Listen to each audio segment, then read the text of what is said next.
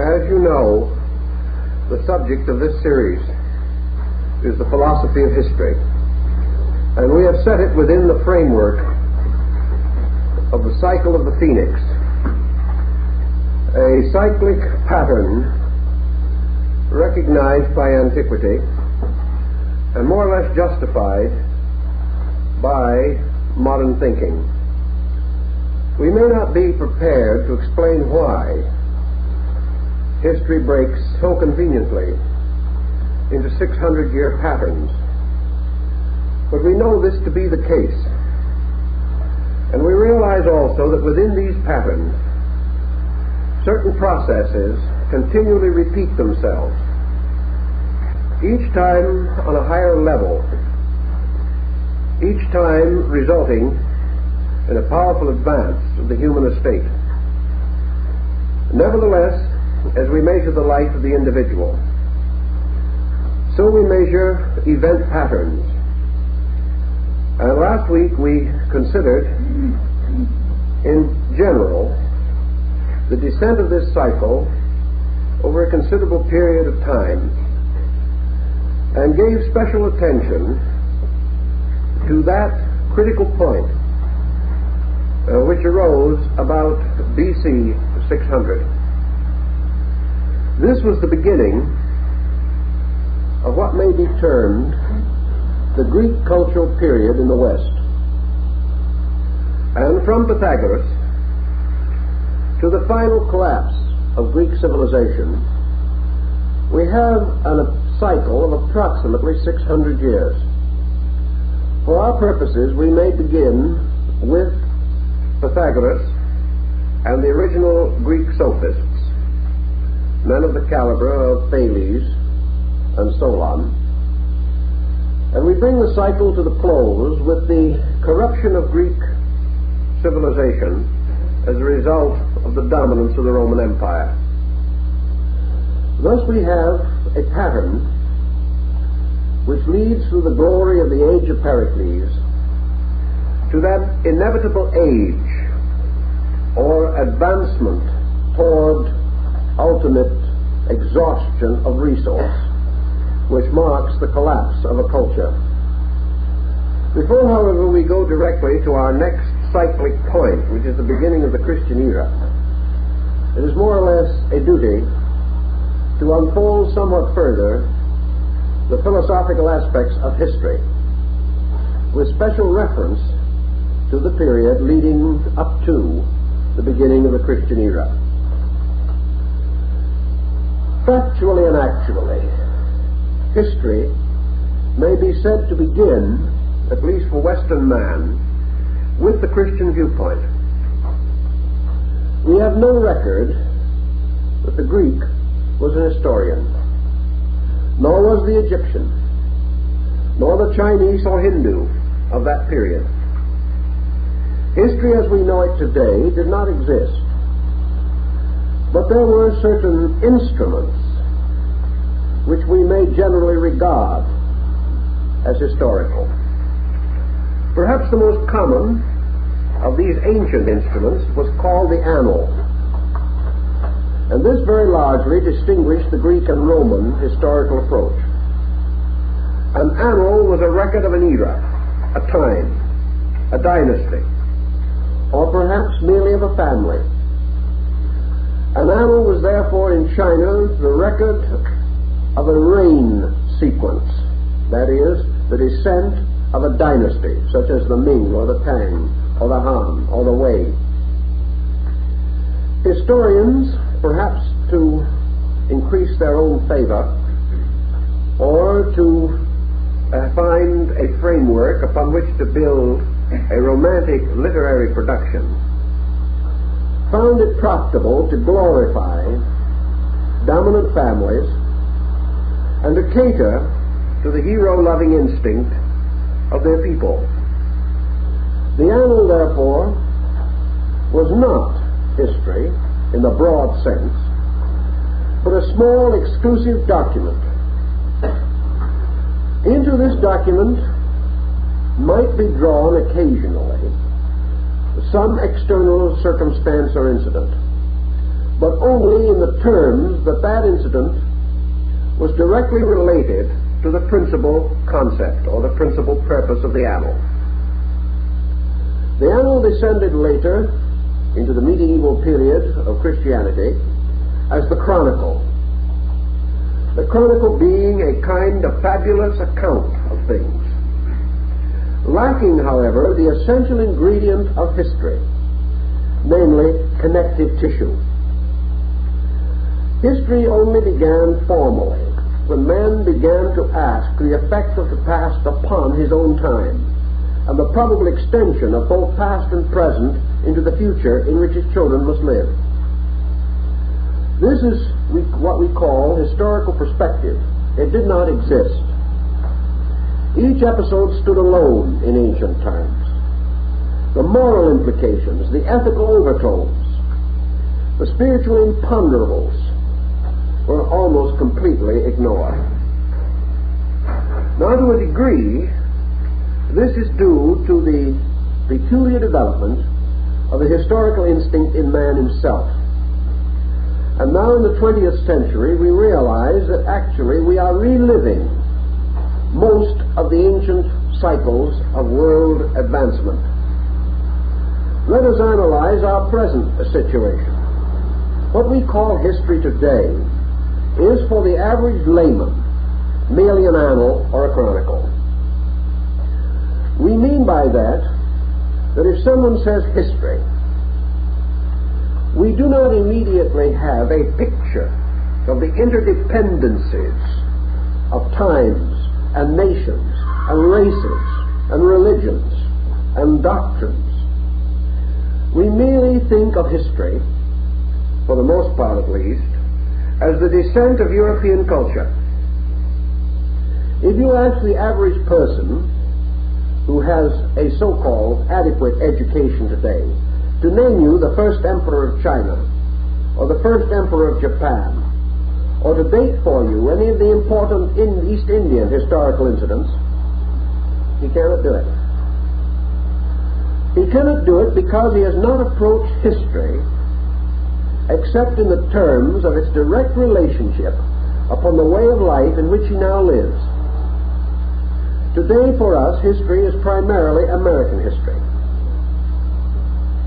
And our emphasis outside of this is upon the circumstances which led up to American history, the relationships between the growth of the American historical pattern and that of surrounding states, the effect of other nations upon America, or perhaps to a measure, the effect of America upon other nations. But our point of view is essentially provincial, our own. And outside of this point of view, we have an instinctive inclination to depreciate the cultural existence of other peoples. Perhaps we frankly acknowledge that we do not know much about these subjects. Consider, for example, our knowledge of literature. We are well read, for the most part, in European and American literature, comparatively illiterate in the literature of any other people. Our only real source of ancient literature is the Greco-Roman complex. Today we can quote perhaps an occasional line from Homer, or perhaps meditate upon some wisdom of Cicero. But we cannot quote a line from the Zenda Vespa. We cannot quote a line from the Tables of Sargon. Yet these other documents are, in terms of holistic history, just as important as anything that we have recorded. It is simply that we are still largely in the era of the annals. To us, the story of history is the story of how we arrived at our present situation. And while this remains, we cannot be said to have an essential or sound philosophy of history. Somewhere in this pattern, we realize that the prejudiced historian must always fail. And any group of historical projects which receive the supreme prejudice of national emphasis, must, to a measure, prove unsound. Here we have the greatest temptation to distort, to protect and preserve the appearance of our own virtues, and to sacrifice, if necessary, other factors which are outside of the auric field of our historical intent. Thus we advance ourselves at the expense of others, and have therefore for centuries laid no foundation for our great need today, namely a one-world concept. We are unable to cope with it, simply because we've never been prepared for any such emergency. Yet in this world, there is a history in and of itself. History stands as a complete structure, independent of any nation, independent of any culture, for it is actually the record of the growth of man as a total being. Each generation can find itself in history, but no historical work which is limited by the perspective of generations can be truly history. This is the great deficiency which we find not only in our own perspective, but for the most part in the historical point of view of the ages which have preceded us. Thus we today have some popular histories that attempt an international viewpoint, such as the work of H.G. Wells. But unfortunately, we have not given the reading of these works a proper consideration due to the lack of preparedness in our own consciousness. We have come out of all kinds of historical reading with certain emphases, certain glamorized episodes, but we have not a truly historical perspective. Again, in the 19th century through literature, and in the 20th century through the medium of motion pictures and television, we have gradually come under another false historical point of view. We have developed what might be termed the heroic complex. We have taken individuals out of history, dramatized them, frequently misrepresented them totally, in order to compromise with the requirements of entertainment. We therefore produce pseudo-historical documents, which in themselves are a serious detriment to history, because they present situations not as they were, but in order to clarify the dramatic point of view of some individual situation or sequence. For instance, recent pictures dealing with great heroic families or outstanding dictators, generals, conquerors, are comparatively worthless simply because the facts are not correct and the historical perspective is totally distorted. A good example of this type of thing can be the average person's concept of the French Revolution. The only thing we think of is the Reign of Terror. The real perspective of this great struggle, from an historical, sociological point of view, we are unable to appreciate. Our knowledge of the French Revolution is built somewhat upon Dickens' great story of the Tale of Two Cities. Or perhaps our understanding of a certain level of French life is coined from the base metal of Victor Hugo's Les Miserables. These things do not tell us historical values, but from them we have created a patch quilt of opinions which we continue to hold, and which therefore close our minds to the direct and complete approach to our subject.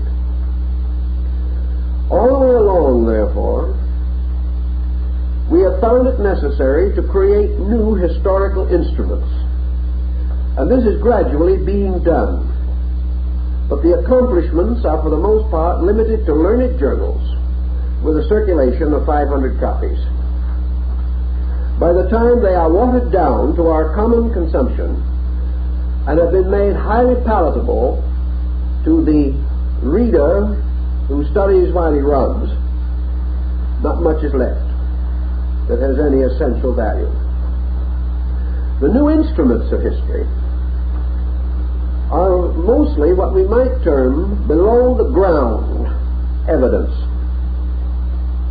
Below the ground means such monuments, such inscriptions, such excavated material, such reclaiming from ancient ruins and archaeological sites as give us a new way of appraising the value of the classical historian.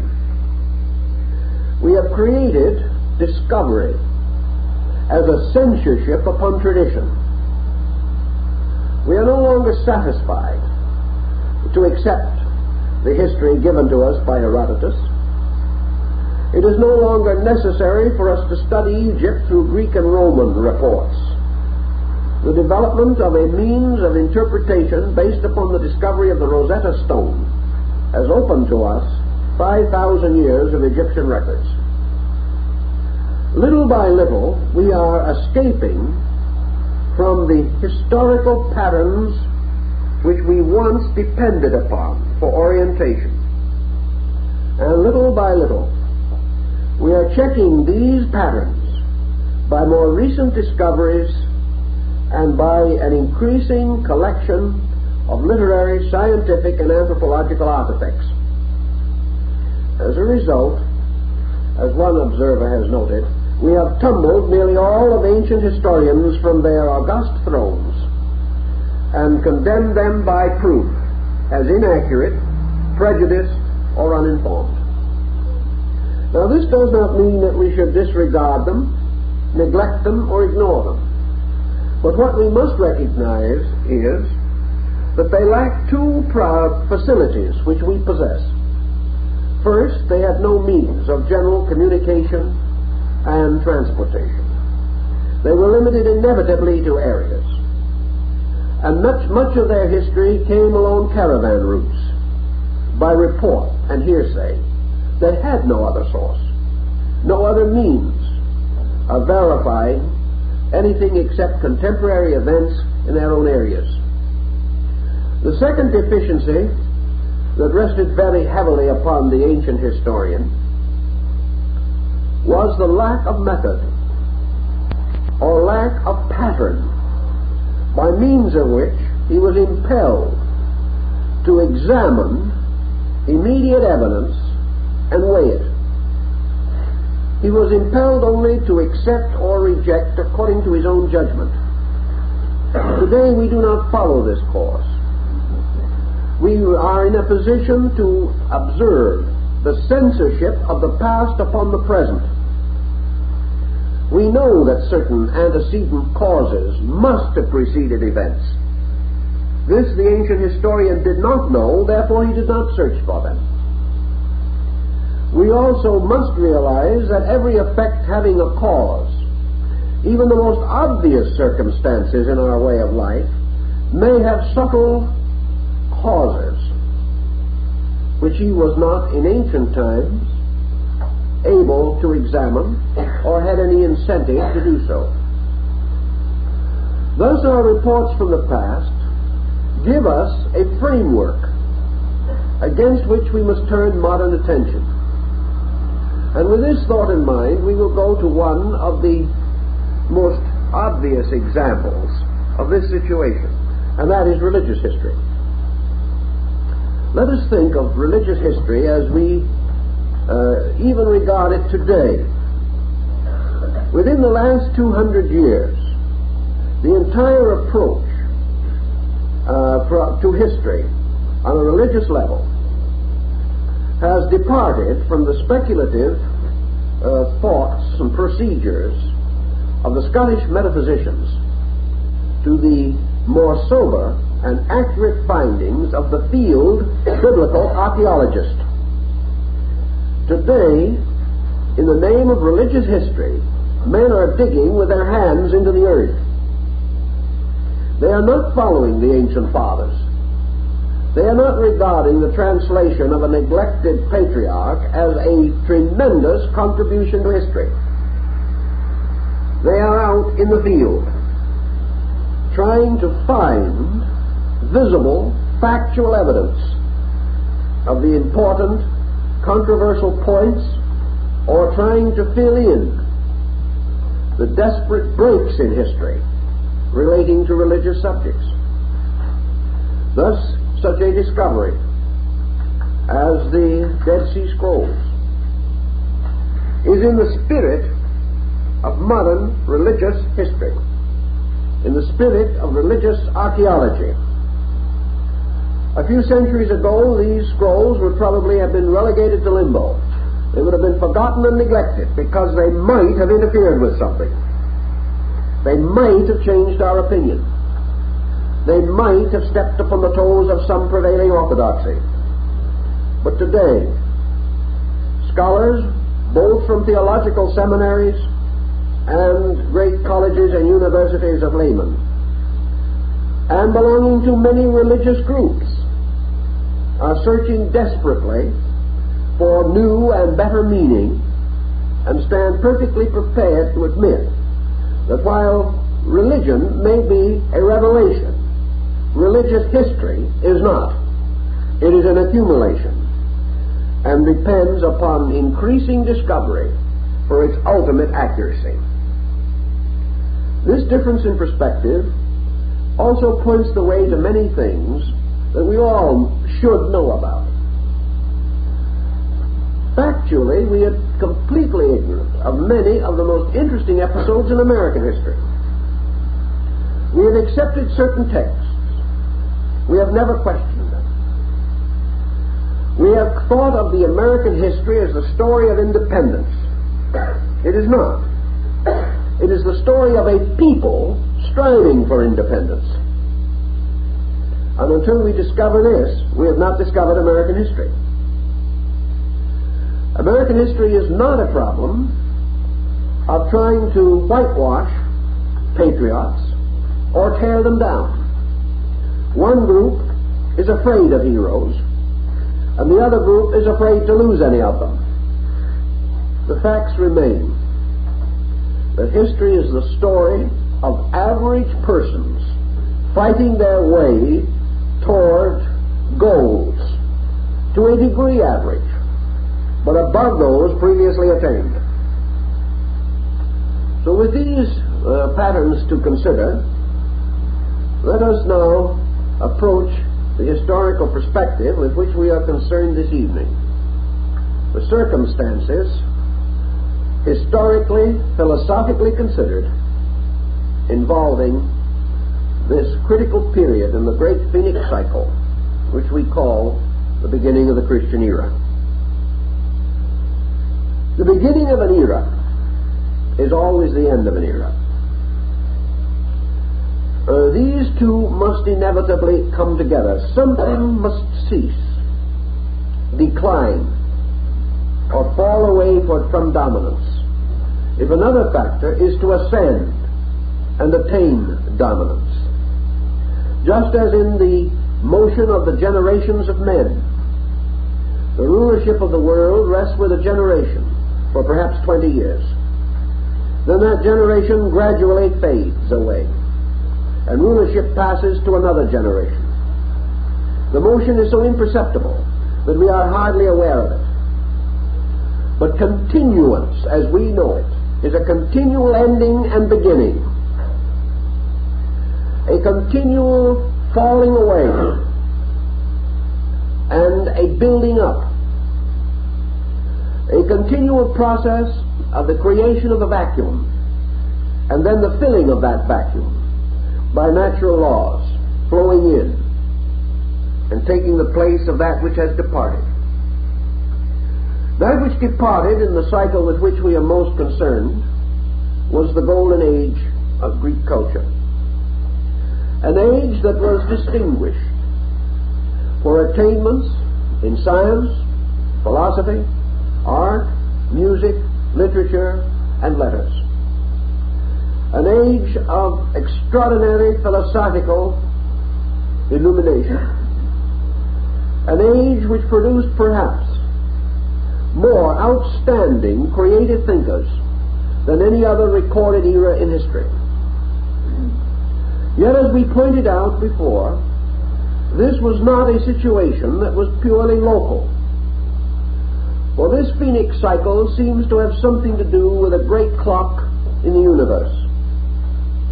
For that which was occurring in the Grecian culture was paralleled by extraordinary and important changes in other parts of the world. The rise of Taoism and Confucianism in China, the great Buddhistic reforms in India, the restoration of the Avestic tradition in Persia.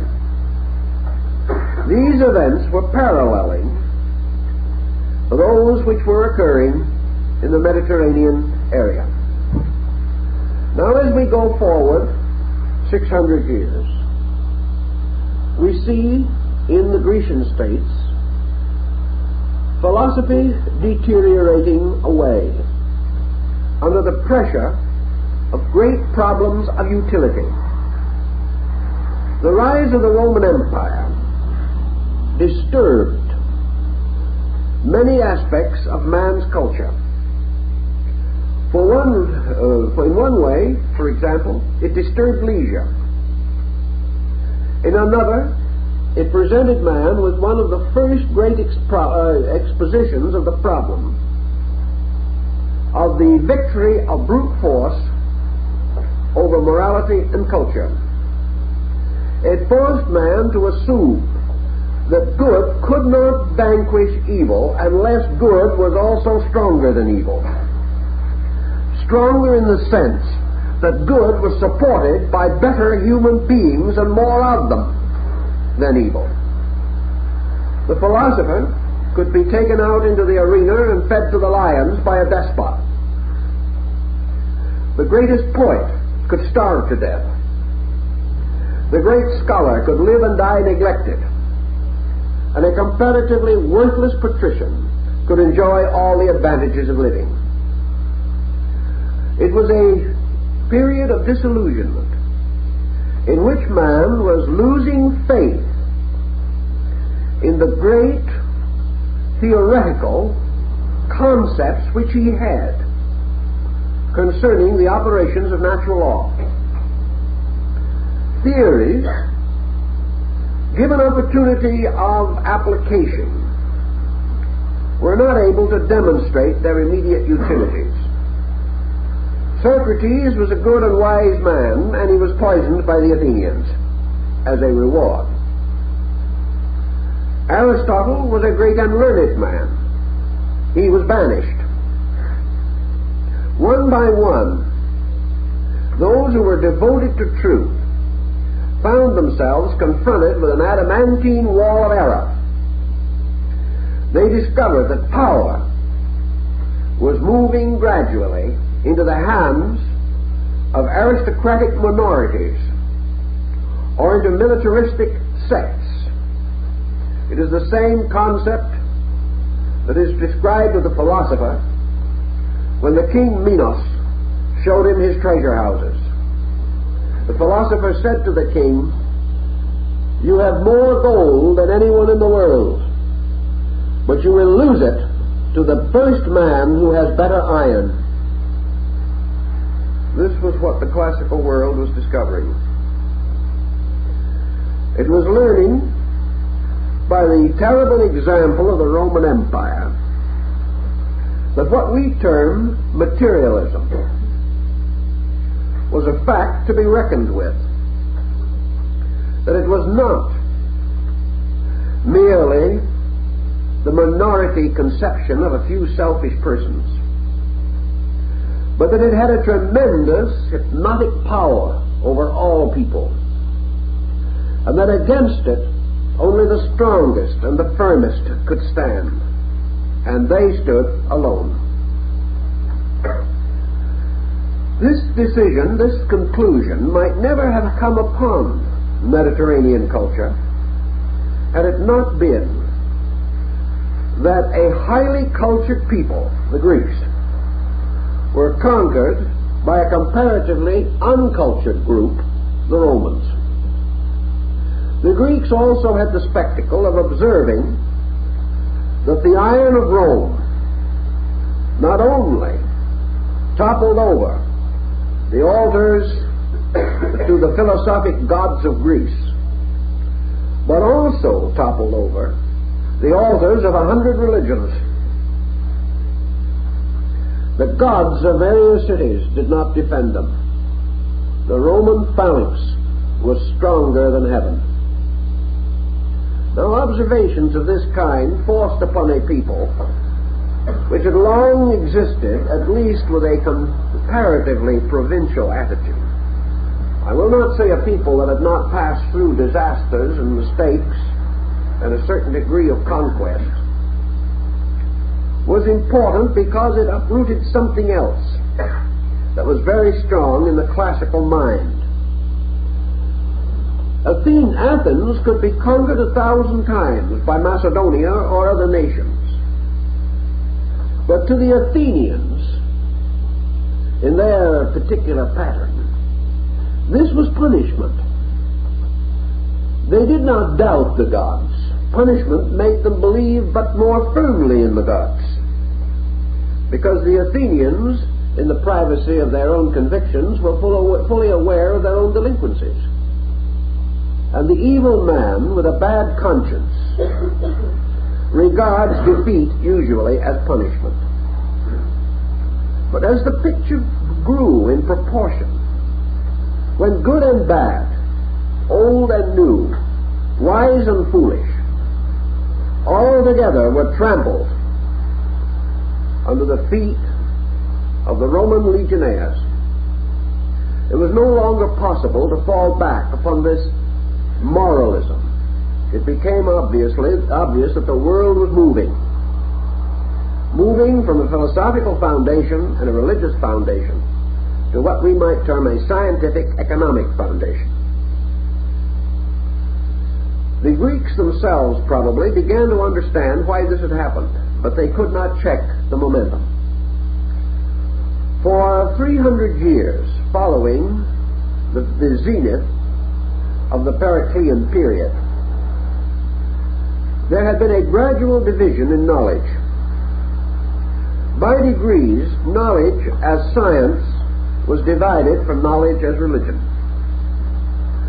Philosophy was held in a kind of abstract aloofness.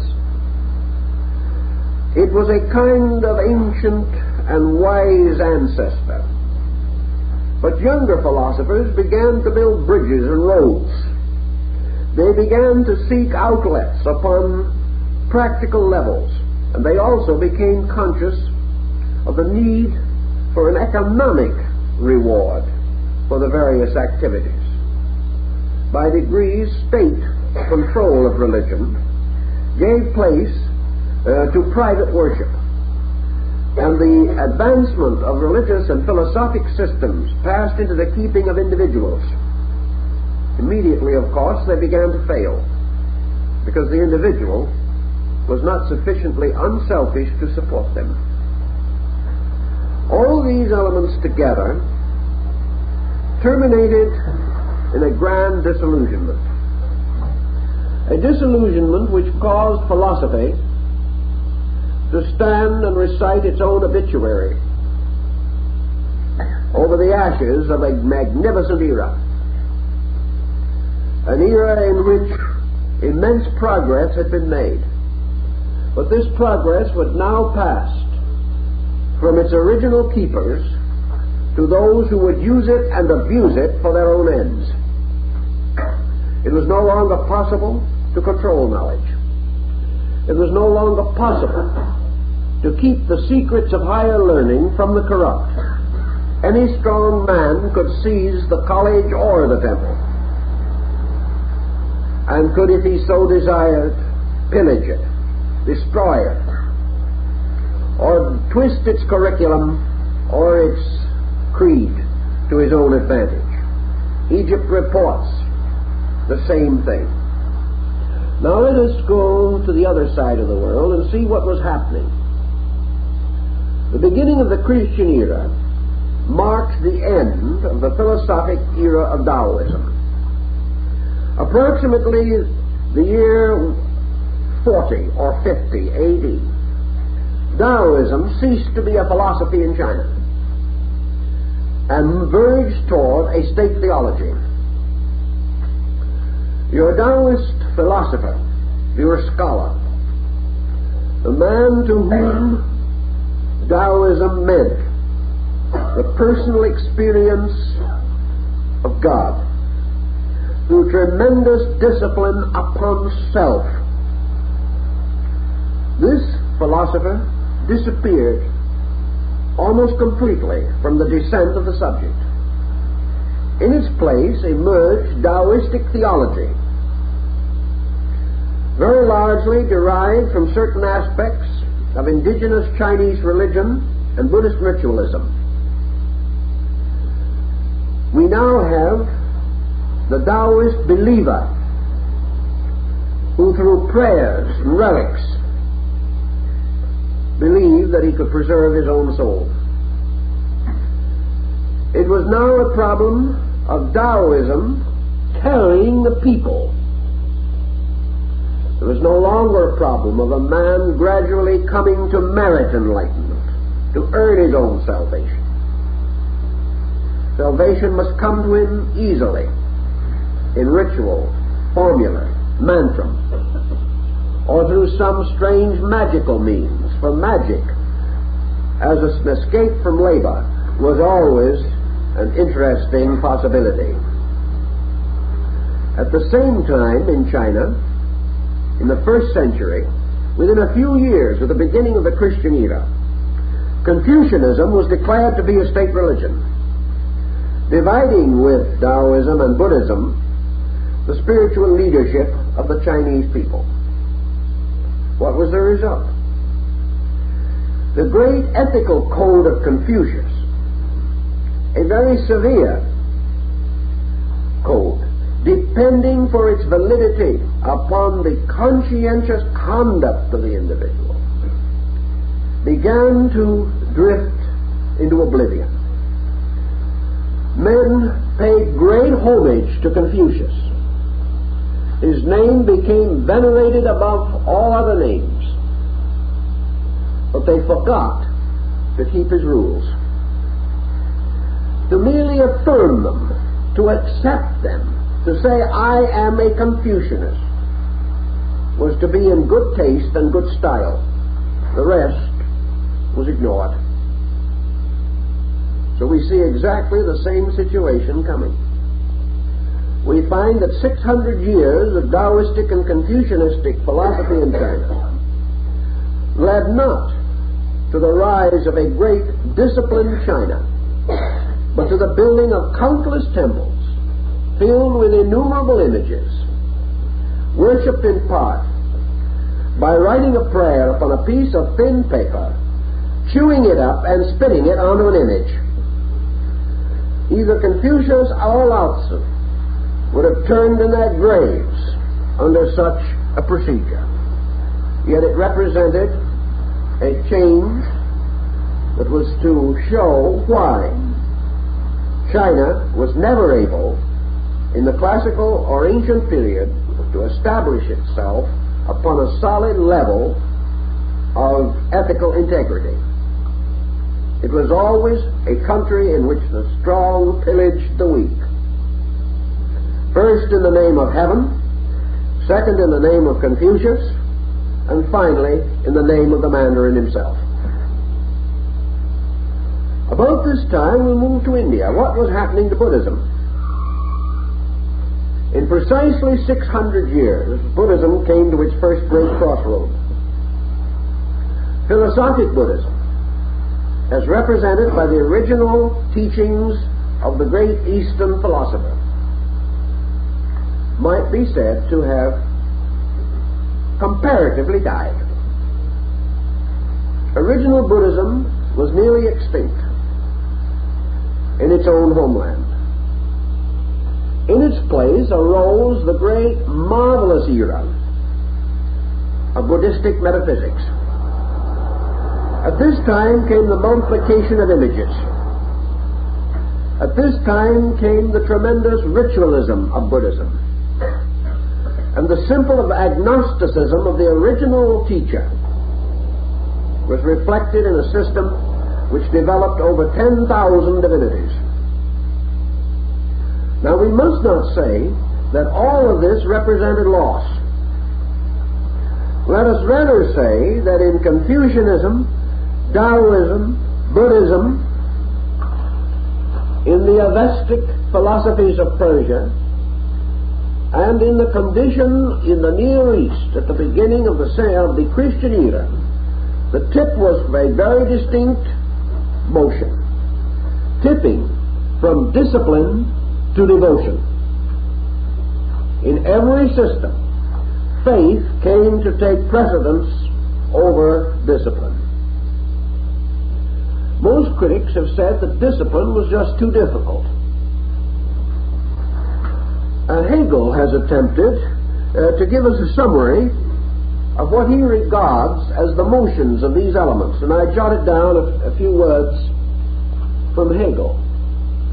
Hegel attempted to point out the fact that history, in its deepest aspect, is essentially the story of man's spiritual conviction. He also came to the conclusion that different races, different nations, and different culture groups, although passing through similar periods and cycles, were distinct because of the emphasis which they placed upon the conduct of man. This emphasis becoming the basis of the entire sociological pattern that followed. History was therefore the record of the results of moral emphasis as this affected vast aggregates of human beings and became the basis of the laws under which these human beings lived. In this point, Hegel gives us 5 keynotes of religions, which he regarded as basic historical factors. He says, for example, that Judaism is the emphasis of duty, that the entire development of this faith and the effect of it upon other peoples and within its own group was the growing, intensifying recognition of the essential fact of duty. Duty was the great virtue. He then says that the emphasis by Confucius was order. That the purpose of the Confucian code was primarily to preserve absolute order in all relationships and in all processes. That the moment order is endangered, continuity is endangered. Because the moment things get out of pattern or out of arrangement, chaos sets in upon them. Disorder leads to death unless it can be corrected. Perhaps that is why we refer frequently to forms of illness as disorders. If they are allowed to continue in society, disorder becomes the sickness which is mortal, which is finally the disintegrating and destroying factor. He gives as the great ethical keynote of Moslemism justice, and emphasizes that upon this concept we can have exactitudes which may go to the excess of injustice. Yet without justice, the state cannot survive.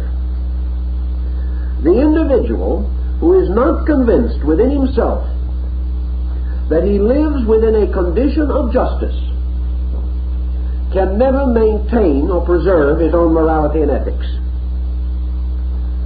For that reason, the moment a cultural group or a social order becomes delinquent, it accuses its leaders of injustice or exonerates its own by them.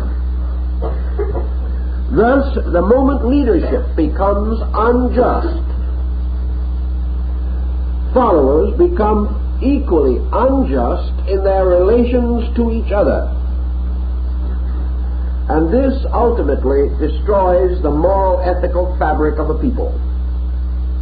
Hegel, in an interesting enough way, gives us the keynote of Buddhism: patience. And he regards patience as the key word to Eastern history. Patience is a very great virtue, unless it leads to inertia. A patient man is not one who is dead, nor one lacking in incentive, or lacking in the imponderables of effort. A patient man is one who has learned within himself one undeniable fact, namely, that you can hasten nothing beyond its natural speed. Impatience leads to injustice, for it attempts to exaggerate the pace of things, or becomes dissatisfied at the slowness of achievements, or attempts to force that which can only be accomplished by growth from within itself. Thus, patience is a great and powerful thing, and history is a valid record of the ultimate victory of patience, inasmuch as all good things have been of slow maturing, but have consequently endured long. Hegel then gives us, as his final group classification, Christianity as the emphasis upon the concept of love. Now, he himself points out that without a sense of duty, without law and order, without justice, and without patience, there can be no love. You cannot have true love apart from all these considerations. Therefore, he is perfectly willing to accept that history is the record of the meeting, dividing, reunion, blending, synthesizing of these great streams, and that what we call modern man has inherited these 5 great social concepts, and that these concepts, in some relationship, in some pattern, either separately or together, constitute the impulse which results in history. That without these factors, man would remain eternally static, or would be the victim of such caprices of conduct that the results could never be classified and might be considered to be an pageantry of incident and accident. Now, we said earlier that with Christianity began the basic concept of history, for the reason that in Christianity for the first time was clearly enunciated the doctrine that creation and the descent of created things, particularly as outlined in the Old Testament, stood clearly to indicate the unfoldment of a divine purpose through a series of connected incidents which must lead ultimately to the regeneration and perfection of creation.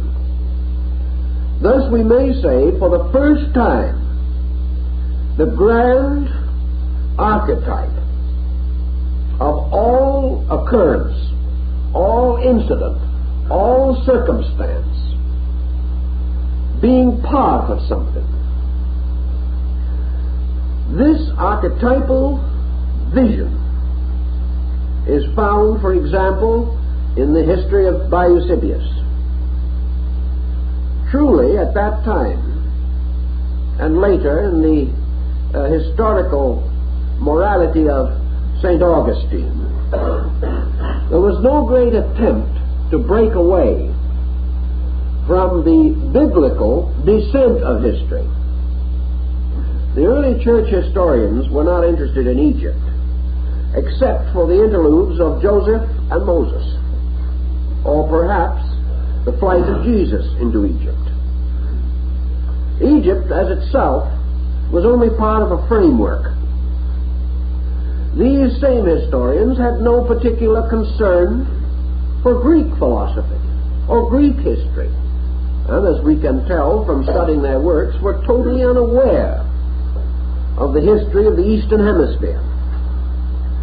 They had not accomplished their purpose, but they had advanced the idea that from the hypothetical Adam to the latest newborn babe, all generation was tied together in something,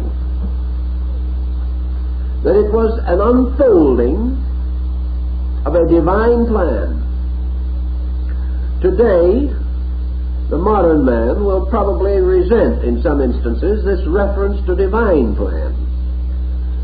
But he maintains the same concept when he thinks of history as the sequential unfoldment or evolution of life.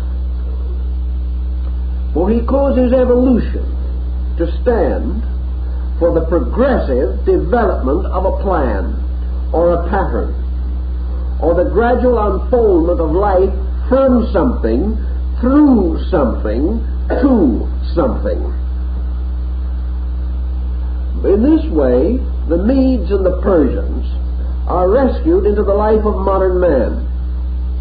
The past becomes a valid experience, just as we accept in human life that the past is a conditioning factor in our psychological perspective, our philosophical and moral understanding of things.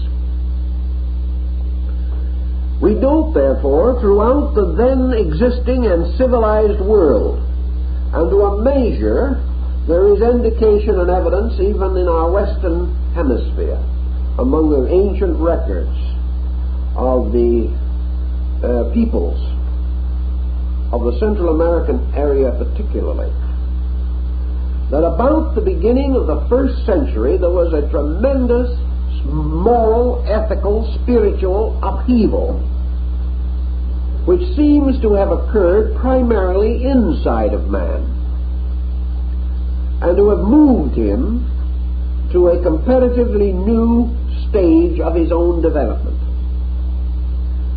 We have a parallel for such upheaval which is not explainable historically and becomes an unhistorical fact in the transition, for instance, between childhood and adolescence, or between adolescence and maturity. The individual is affected by his environment, but certain biological processes inevitably release psychological tendencies, and these are native to and natural to the unfoldment of man himself as a human being. He must pass through these phases. Some may have a more difficult time than others. Some may find the experience a magnificent adventure, others a dismal and neurotic episode, but still the change must take place. And it seems to be the same in this problem of history.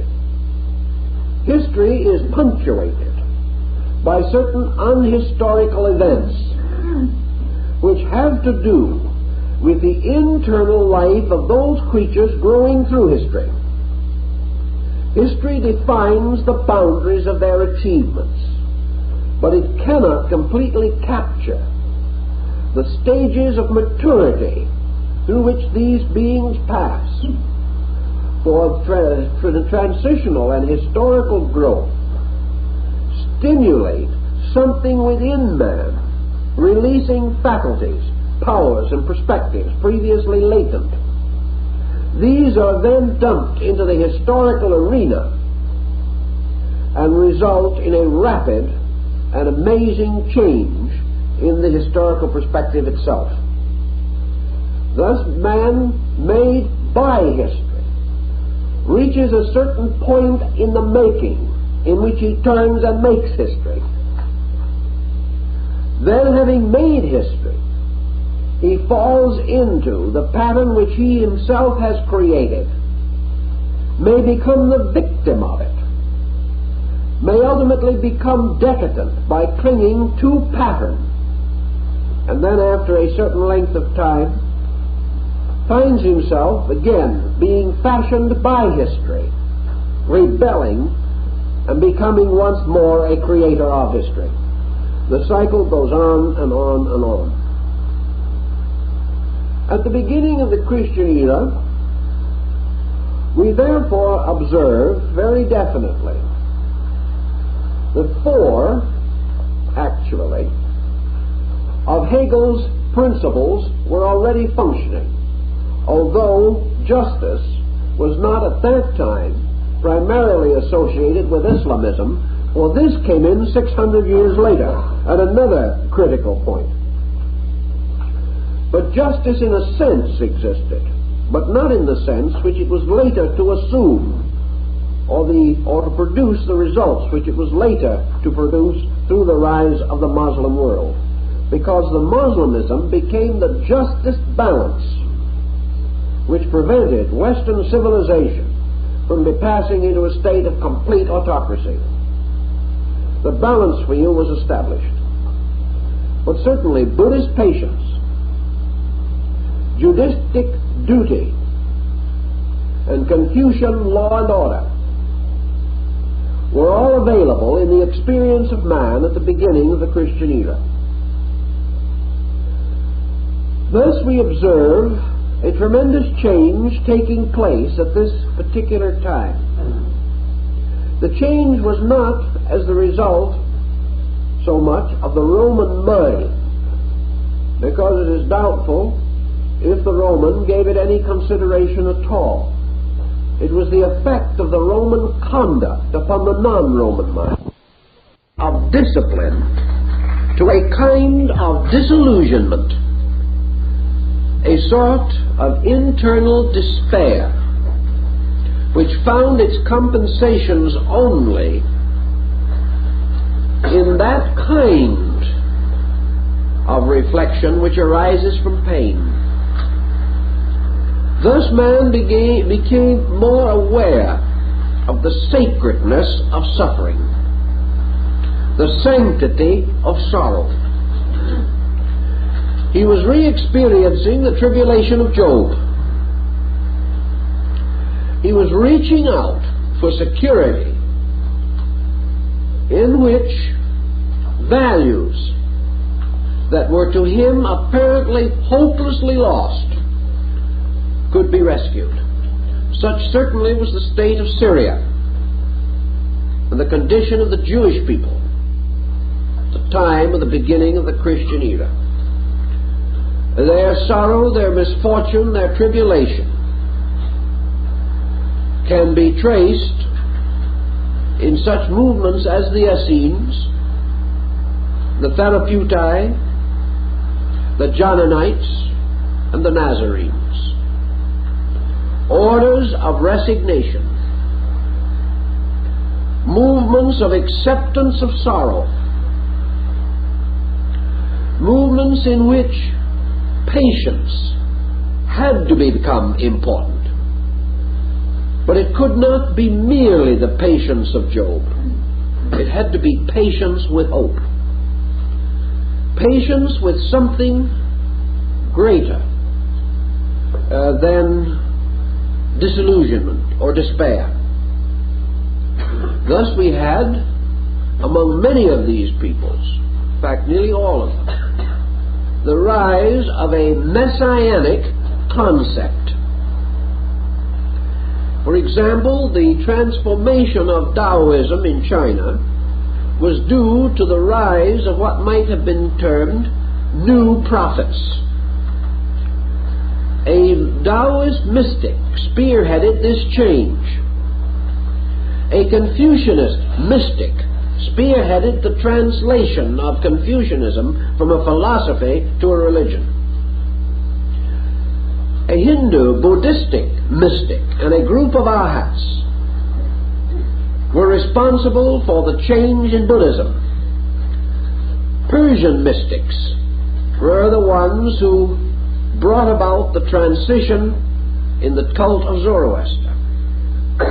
And through the Near East, and even through Greece, and to a degree in the Roman Empire, small groups of mystics were the ones upon whom descended the burden of preserving human hope. Mysticism, psychologically, always involved in introversion. Mysticism was the natural outlet available to persecuted minorities who had no hope of the material improvement of their state. Peoples disillusioned completely, or nearly so, because it seemed that in every way their gods had failed them. The only answer lay in a further re-estimation of self, a further emphasis upon the possibility that the individual had failed God. And the moment this becomes strong, we have asceticism. We also have monasticism. And finally, tremendous programs of repentance. Against this first tendency, a balance of factors was also introduced, consisting of the Syrian gnosis and the Alexandrian gnosis. Both of these were originally philosophical movements that were almost immediately transformed into mystical movements. The restoration of Platonism in Alexandria was Neoplatonism, a mystical interpretation of Plato. Everywhere mysticism, a contemplative solution to the emergency. Mysticism was also a defense mechanism, because it was the only way in which the individual could detach himself psychologically from the pressure of his time and retire into values which he regarded as essential to his survival. Thus we see that the very pressure of things brought about a tremendous crisis, a crisis like a motion from childhood to adolescence, or a shift from a strongly objective to a strangely disturbed subjective state of existence. Mysticism stepping in therefore required a completely new estimation of eternal values. Mysticism could not attack the chronicle or the annal, or such phases of history as did exist. Mysticism could not disprove Plato. It could not disprove Aristotle. Buddhistic mysticism could not disprove Buddha, nor Taoistic mysticism disprove Lao Tzu. Nor could these mysticisms rise in violent antagonism against the whole common experience of the race. this was not conceivable. These mystics would not only have been exterminated but utterly ridiculed had they departed from those things man had already experienced to be true. So what happened? Mysticism became a new unfoldment, a sequential examination, a penetration into the substance of previous appearances. Thus mysticism became a new explanation for an existing and accepted fact, circumstance, or truth. Your mystic, then, whether it be in India or China or in the Near East, stated firmly that he did not come to destroy the prophets, but to fulfill the prophets. Man resolved to build turned into himself. The moment he did so, he found a new light radiating from himself to his own beliefs. He began reading his own sacred books with the light of his own experience rather than the light of traditional experience. And in this procedure, began to feel that these books had never been truly understood. He gave them new meaning. He gave them new importance. And as his contemplations extended, not only to the literary phases of religion, but to the creedal and doctrinal aspects, this man, with a great need in his own soul, found the light of his own need illuminating even the nature of deity. Perhaps he acknowledged, and perhaps he never knew, the inevitability and immovability of the divine nature. All he knew was that it seemed to him that he had come nearer to a deity whose essential nature was nearer to the human need. This pattern led to these tremendous motions of reformation. A further demonstration of that is, of course, that in the first century, the Roman persecution of the Christians, though not perhaps as fantastic as we like to believe from a prejudiced point of view, was certainly severe enough to require great fortitude on the part of early believers. These early believers, however, possessed this fortitude because they had moved from traditional focal points to internal, mystical, personal experiences of the fact of God. Thus the deity that had lived upon the Olympian heights now lived more nearly and more really in the heart of man himself. Confronted with an outside emergency, the person was required to turn to the only strength available and achieve what the Neoplatonists termed the victory of self over circumstance. At the first century, the circumstances were bad, the worst that a highly cultured people had ever known. Therefore, the need for this victory was the strongest and deepest they had ever experienced. And out of the impact of the great need and the growing enlightenment of the people, for they had already enjoyed the great cultural advantages of classical civilization, came a new chemistry, the chemistry of the philosophical type of mind, meeting an emergency which philosophy could not solve, and using its philosophic insight to move on to a spiritual perspective. This type of situation, having been widely disseminated, we must assume to represent a valid step in the natural unfoldment of man. When Hegel, therefore, makes the Christian dispensation the order of human love or man's love for man and his respect and affection for deity. He presented the early Christian with a challenge that was perhaps greater than he could bear. Human adolescence has as its essential nature exactly the same thing.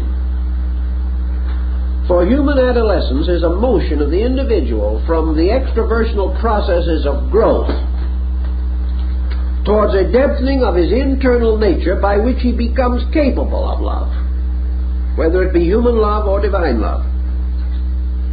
Therefore, emotional integration is almost certainly an essential part of man's growth in love experience.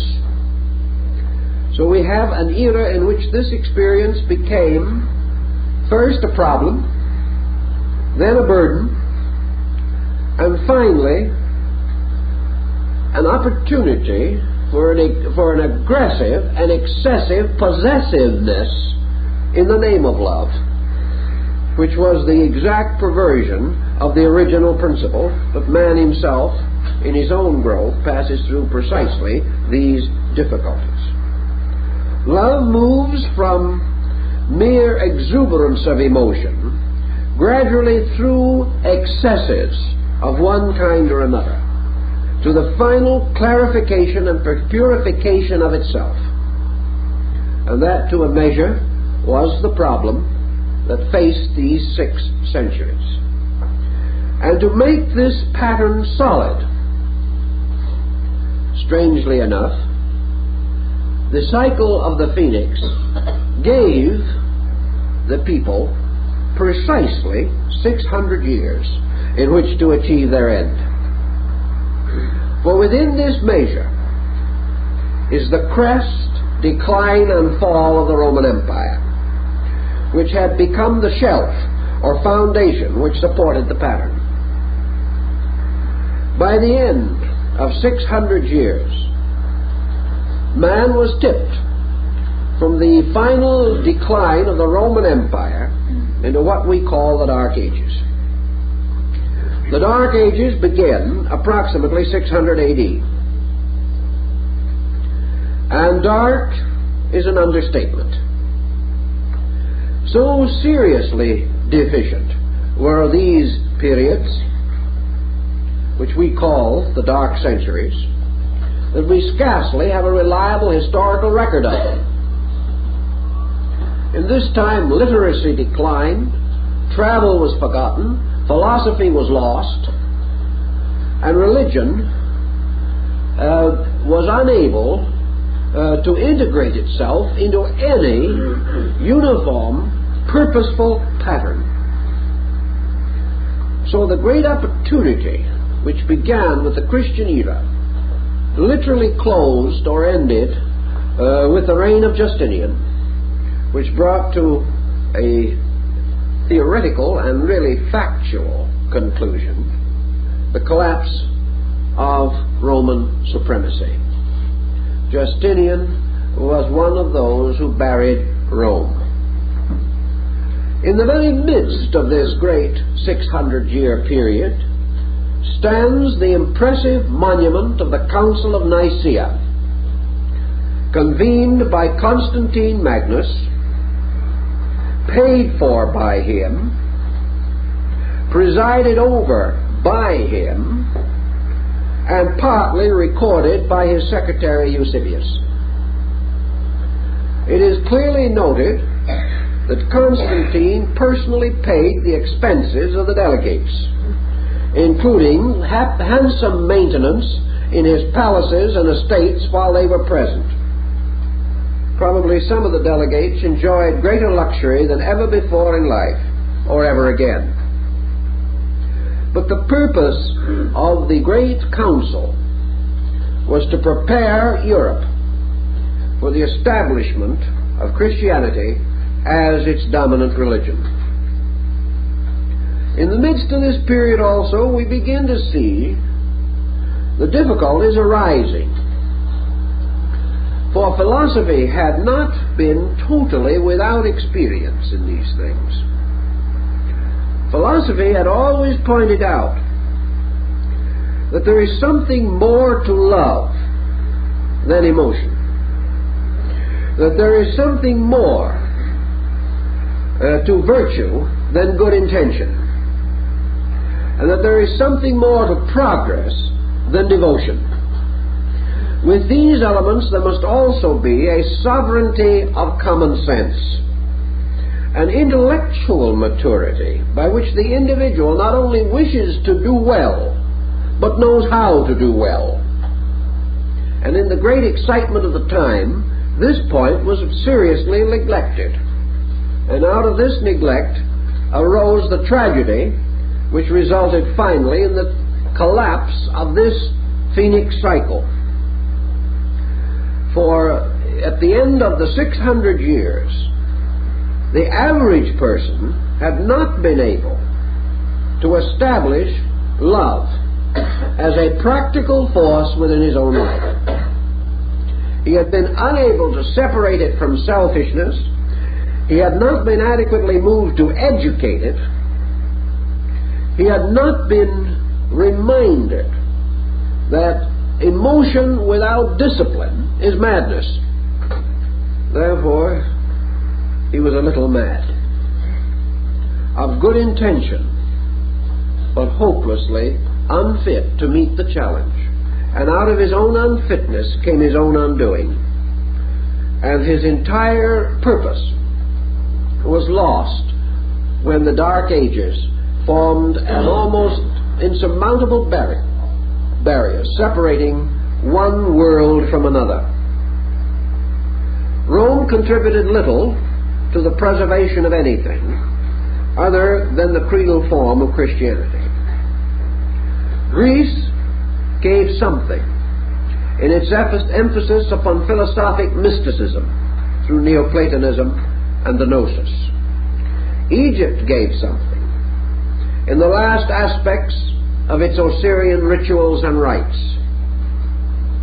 But the great danger and trouble was that the individual was no longer restrained in the attainment of certain knowledge.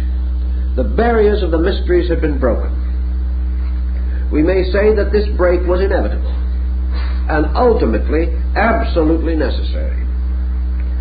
But coming as it did, it was like maturity breaking upon the child. It results in that kind of a situation which may lead to the most disastrous difficulties, moral and even criminal. The strength of the people under these crises depends largely upon the traditional background and the strength of their moral and cultural discipline.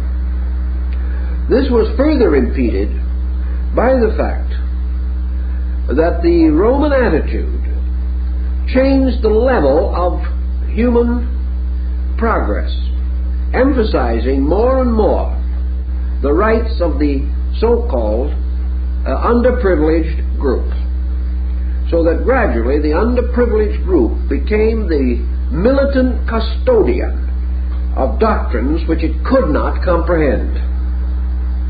All of these things gravitate together, and the crisis becomes finally personified, for we discover always in nature that the sorrow of man produces the man of sorrow, that the disaster has within it the inevitable remedy of itself.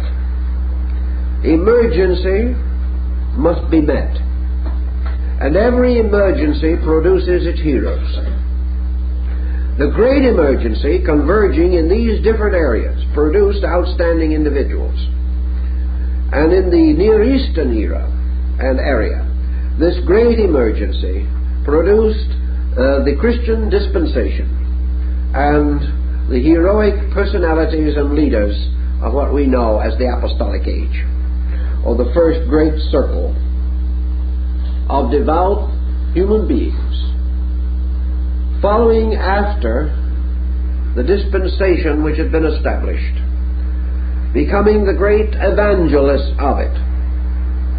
Many of them persons whose sincerity and force of character cannot be denied, but whose abilities were in various ways limited. Perhaps the most articulate spokesman of this period was Paul of Tarsus. Obviously, when you cut, as one of the ancient fables tells us, a sail according to the wind, the ship will travel.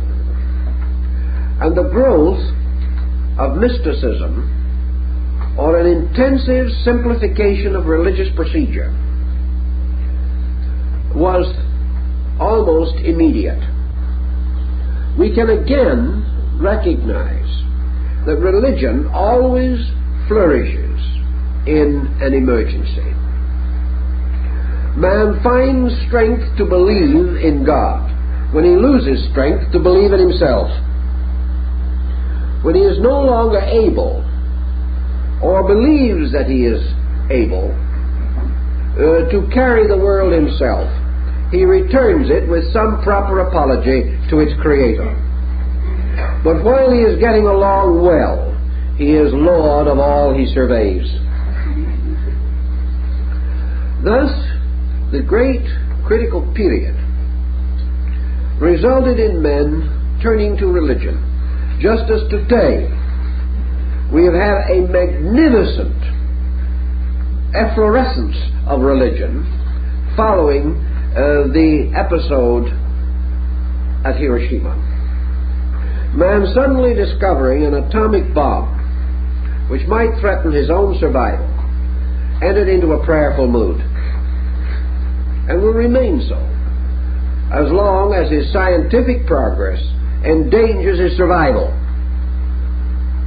In this emergency, he turns back to his ethics, back to his morality, back to his philosophical institutions. In the Near East, the collapse of the Jewish monarchy was one of the factors which had a great deal to do with the local conditions in Syria at the time of the beginning of the Christian era. The unit of culture which produced Christianity was in a tremendous state of despair, of complete demoralization. And yet it reviewed the situation and accepted the earliest forms of Christianity merely as Reform Judaism. There is nothing to indicate very clearly that even the early apostles viewed themselves as other than the true Jew. The others had fallen away. Their Christianity was true Judaism, the Judaism restored by contemplation in tragedy and despair. They regarded the founder of Christianity as a learned rabbi, a young but remarkable member of the great Sanhedrin, one who supported his own beliefs and ideas in the most approved manner by frequent reference to and quotation from the great authorities of the Old Testament. This situation resulted in early Christianity taking in relationship to Judaism much the same position that Lutheranism took to Roman Christianity. In other words, it was a reform. The way of the reformer is always difficult, and he is not infrequently a martyr, because his reform will not be accepted by all, even of his own people. Gradually, however, it appears that Christianity divided as early as the 1st century. In fact, the division is already traceable in the Gospels themselves. To one group, Christianity had to be the fulfillment of the law and the prophets. This might well be termed the Syrian school, and has been so called. To these people, as is also pointed out in the Gospels, the salvation of Israel, the preservation of Israel, the restoration of Israel, was dependent upon the restoration of the throne of David.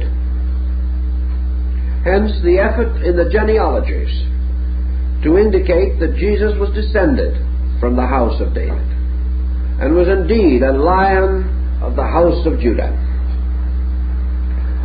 Also the emphasis found among the apostles, perhaps the emphasis that most swayed Judas Iscariot, the belief that Jesus must be proclaimed historically, dynastically, King of the Jews.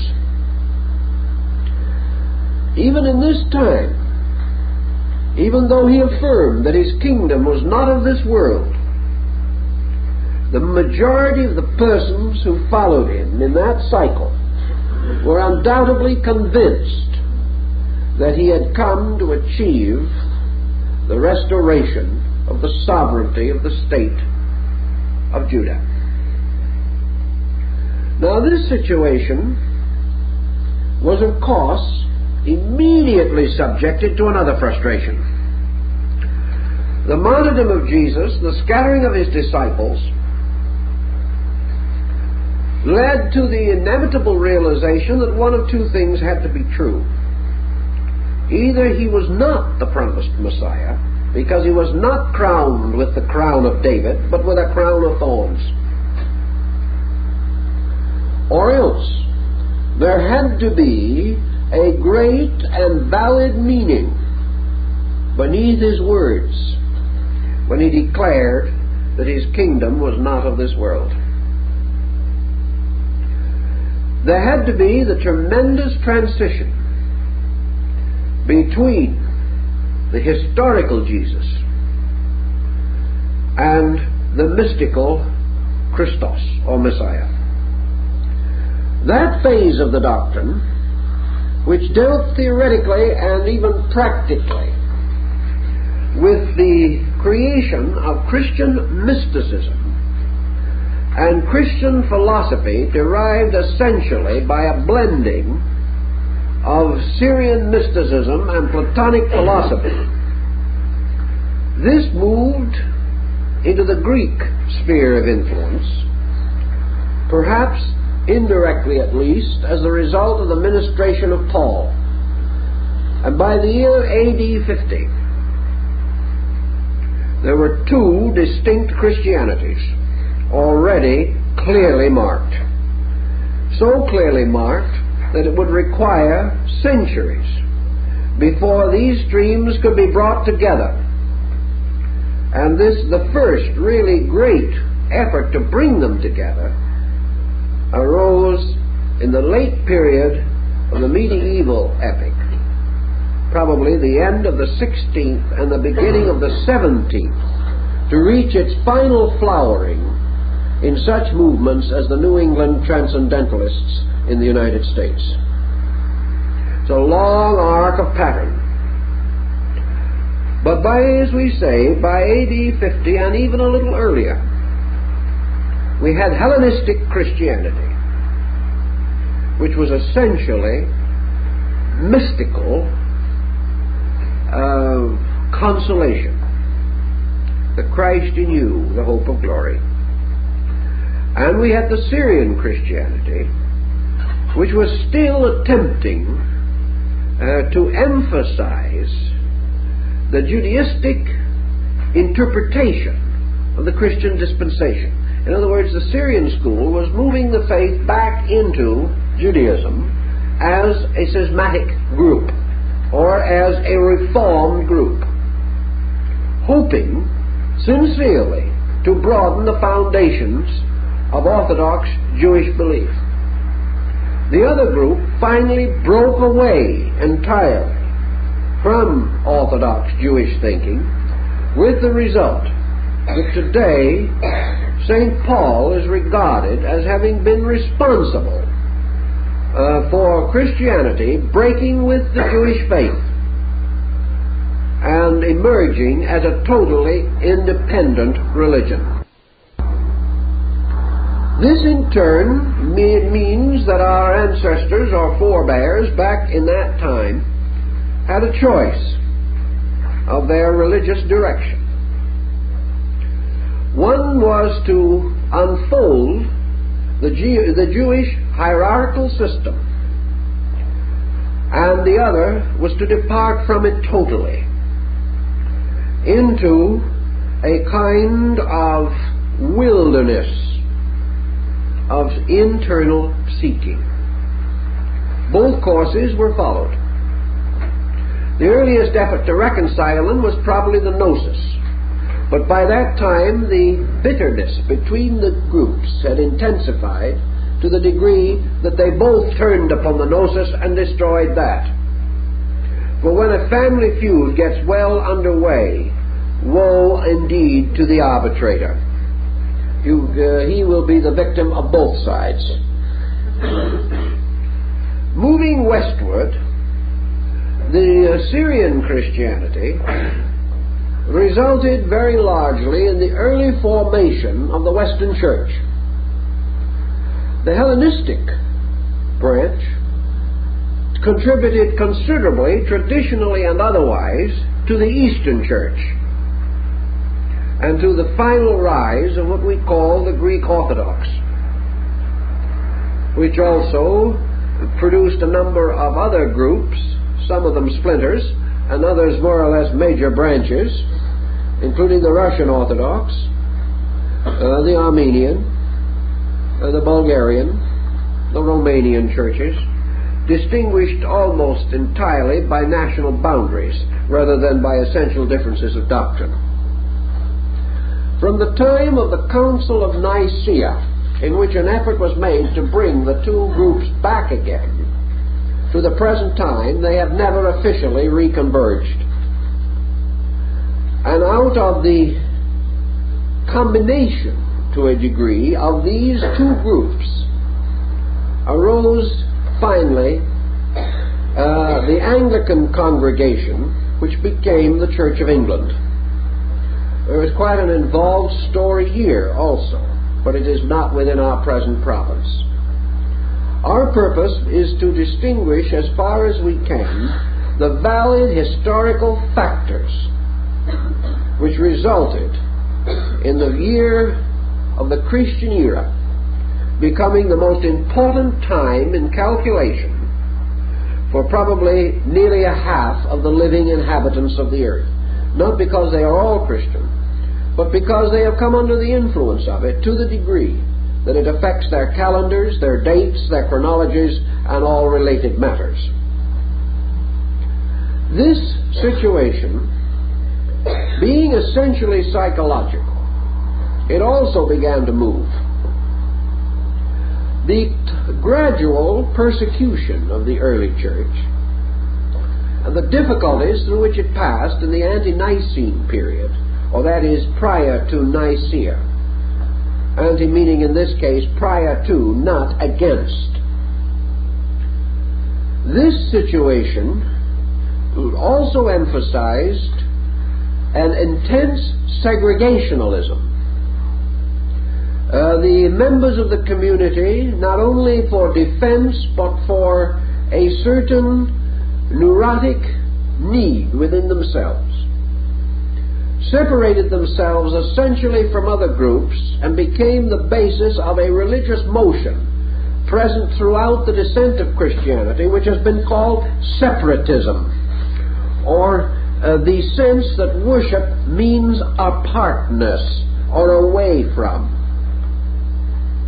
Probably to a degree this was due to the dangers and the competitive security offered by remote areas. This in turn had its psychological influence. It became more or less a faith of secret worship. And man shall worship his God in secret, and the God he worships in secret shall reward him openly. This thought from the Gospels themselves certainly influenced the early forms of the church. In these days, of course, there was no formal priesthood. There was no essential connection between groups. And the church consisted of completely isolated ecclesias or assemblies, presided over by deacons or by persons appointed from the congregation. There was a period in which revelationism played a part, and there were what were called the apocalyptic movements in the early years of the church. The apocalyptic movements dealt with visions, ecstasies, prophecies, appearances, apparitions and phenomena, attempting to prove through various mysterious circumstances the approaching advent or the second coming. Others of these groups went deeper and deeper into their own mystical contemplations, becoming hermits and going back into the desert. Some of these certainly were patterned upon the old Jewish prophets, who were a very remarkable group, completely different from our common idea of prophet, being persons self-illumined, self-appointed, yet generally recognized by others. It's an interesting phenomenon, but all of these things fitted together to produce the gradually increasing pressure that certainly ultimately had to be organized. It had to be brought into some kind of a formalization. While this pressure was at variance with the Roman Empire under the pagan emperors, it was held much in abeyance. But after Constantine, there was a general discontinuance of persecution. And by degrees, the church began to fall, becoming, for that period, the church militant, or the church composed of aggressive leaders seeking to broaden the foundation of the religion as a moral and spiritual duty. Thus, from this period on, we have great changes.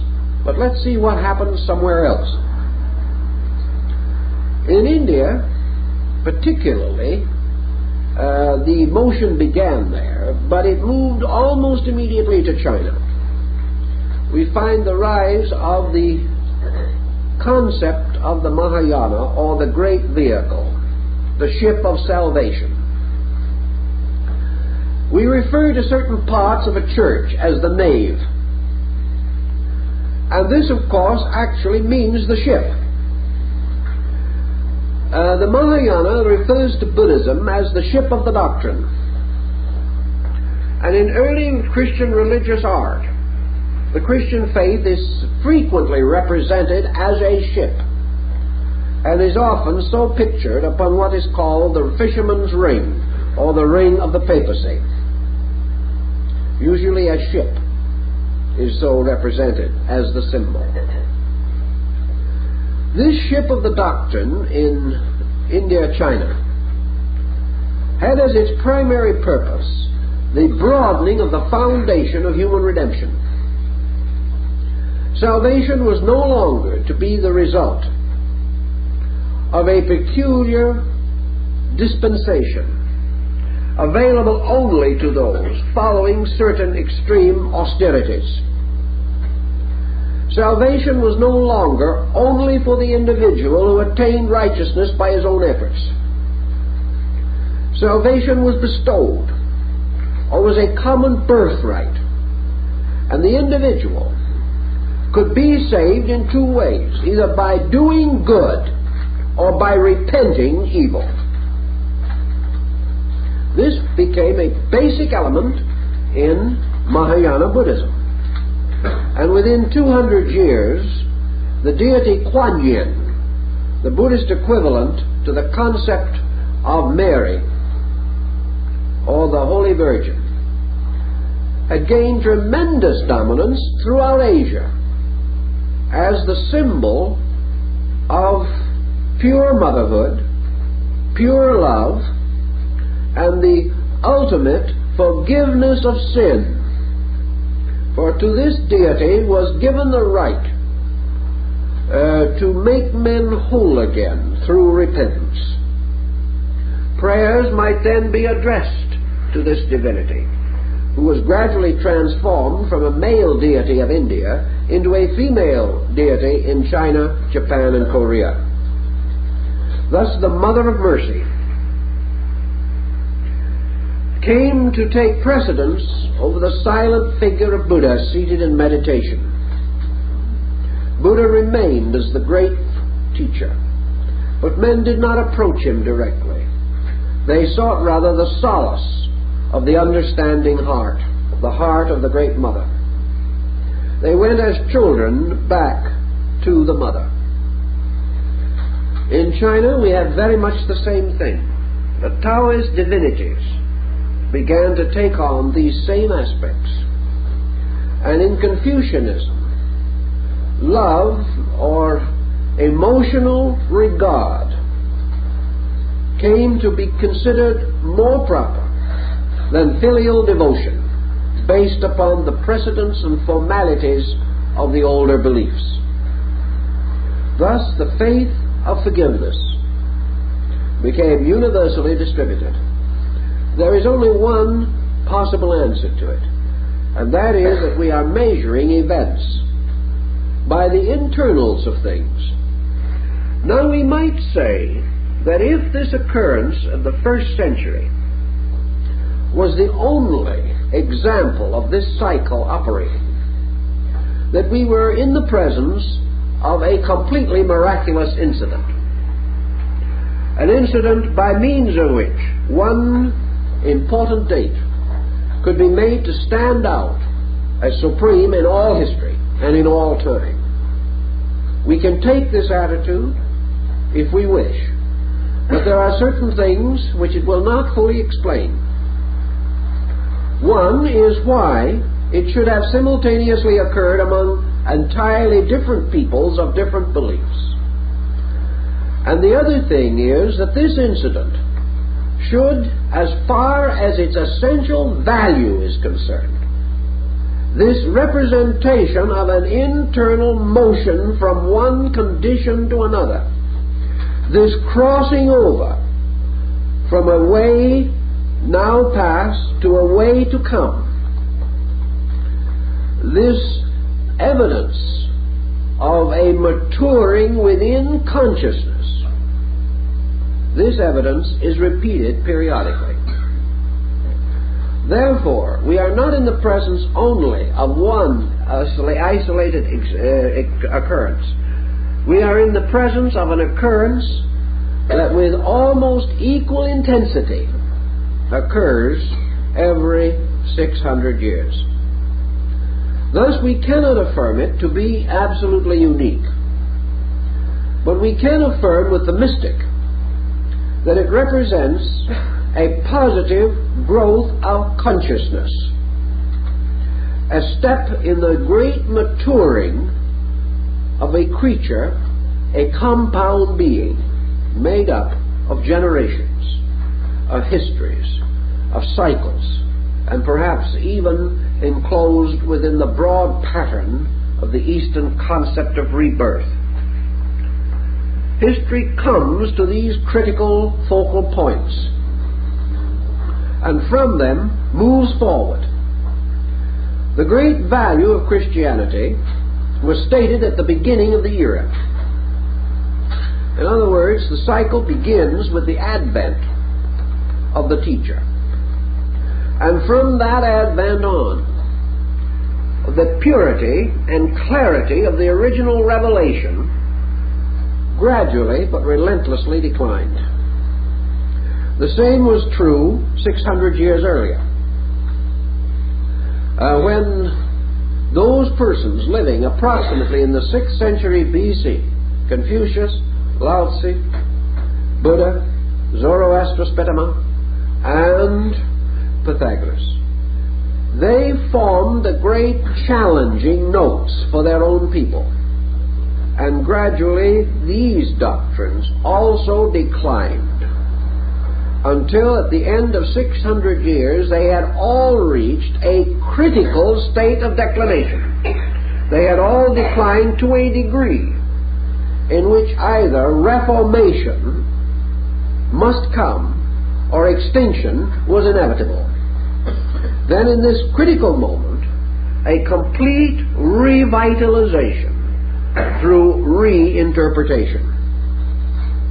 This pattern again follows through into the next cycle, where it is approximately 600 years from the beginning of the Christian era to the rise of the Muslim world. And of course it is this subject which has to be our primary consideration in the next of this series. But we'll never for one moment assume that the rise of Muslimism was an isolated phenomenon. It was not. The rise of Muslimism corresponds almost completely with the decline of Christianity as the result of the conflict of the great church councils, the synods. These tremendous council meetings, continually pressing conformity and orthodoxy, resulted in the continuous restoration of schisms. In other words, every time there was a council, there were more rebels. Every time something was declared to be absolutely essential as an article of faith, somebody said, "I don't believe it." If these constant councils had not only come to some common understanding, or at least had maintained a respectable relationship to contemporary events, there probably would have been no Islamism. For Muhammad distinctly tells us, and the early Muslim historians reiterate it, that what Muhammad was attempting to do was to rediscover or restate the twofold doctrine which was the source of his own inspiration. Muhammad unhesitatingly acknowledges that his inspiration is derived from Judaism and Christianity, and that is why he cannot and is not held to be a pagan or a heathen. Muslimism, Judaism, and Christianity are regarded as a group indivisible in essential elements. The reason for Muhammad was the confusion and corruption of the church councils, and the definite belief that he had that these councils had betrayed utterly the purposes of the great teacher who founded them. That already a violent and vigorous reform was necessary, or the whole world would collapse religiously. Now this, of course, was the attitude of a man in an isolated area, Arabia, but no more isolated and no more provincial than that which was the cradle of Christianity. Muhammad had the advantage of the perspective of what had occurred to another faith. He saw many things with the peculiar clarity of a simple man. He claimed no divinity, but he did claim penetration and insight into things obvious. Now the effect of this upon the entire ensuing cycle of 600 years is precisely dated. But we may say that without the church councils there would have been no Islam. We might also say that without Islam we might not have been able to preserve the Christian church. These became ultimately interrelated factors, helping each other even though apparently opposing each other. The church, frightened to death over the ascendancy of Muslimism, began cleaning its own house, and the result was the gradual integration of a united front. In the presence of a common enemy, private feuds were relegated to obscurity. We cannot say that the axe was completely buried. The handle was left out. but for the moment it was convenient to forget the handle. So we follow this arc of circumstances, the pain, the sorrow, the misery, the disillusionment that led ultimately to the birth pains of a great faith. We follow this faith through its childhood, and we discover that, like all children, it was finally passed from the age of fairy tale, from a strange, unreal world seen through parental guidance, a world of legend and lore and fantasy. It had to gradually face very much the happening that occurs to the 7-year-old child when it suddenly goes to school for the first time. Christianity had to go to school when Islam came along. It had to accept its next experience, namely its adjustment to a pattern of non-Christian peoples.